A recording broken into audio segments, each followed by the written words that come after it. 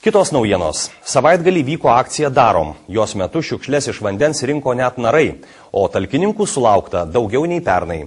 Pastebėta ir kita tendencija. Nelegalių sąvartynų aptikta mažiau, tačiau kauniečiai atrado ir naujų vietų, kurias pavertė šiukšlynais.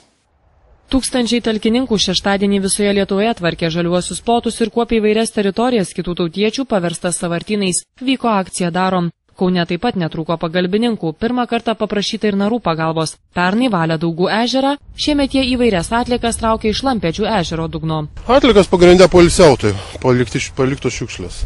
Mėtosi ir, plastikinių butelių, stiklinių butelių, gal biški mažiau. Sąmoningiau žmonės jau stiklo netaip metai. Bet yra tiesiog masiškai sumestos po 10, po 20 butelių.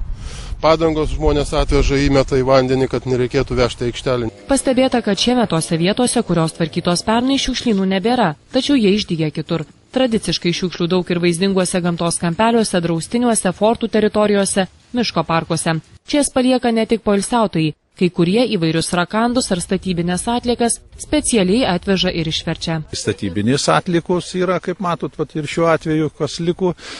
Toliau, kaip jūs sakot, ir jaunimas atvažiuoja čia papoilsiauti, aišku, sustojo, aikštelį, gražu, bet iš automobilių kartais dar mes to sąmoningumo neturim visi ir atsidarėm durelės ir iš karto toje vietoje ir palikom tas šiukšlelės. Daugiausia šiukšlės, kaip pastebėjau ir pati, tai yra tiesiog per tvorą metamos iš gyvenamųjų namų arba atvežamos su mašinomis ir tiesiog išmetamos.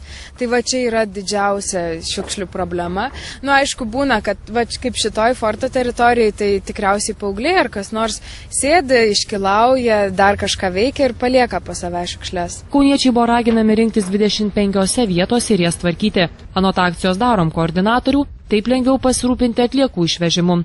Mat būtent iš nurodytų teritorijų jas operatyviai išgabendavo įmonė Kauno Švara. Jie ten, kur gyventojai tvarkėsi patys, jų sukrauti kalnai šiukšlių dar greičiausiai pupsos ne vieną dieną. Darom akcijos vardas yra tikrai žinomas ir papildomai galbūt jau jo reklamuoti ir nereikia. Manau, žmonės, kurie jau yra savanoriškai nusiteikę, nori patvarkyti gamtą, jie tikrai jau žino akciją Darom ir manau, kad informacijos tiek daug ir nereikėjo papildomai skleisti, o informavome daugiau mažiau tik apie tvarkomas vietas. Ekologišką mąstymą ir pilietiškumą skatinančios akcijos Darom sumanytojai tikina, kad jų tikslas ateityje surinkti kuo mažiau šiukšlių, nes jų tiesiog bus sunku rasti, o būtent tai leis įrodyti, kad lietuviai myli gamtą ir jie rūpinasi.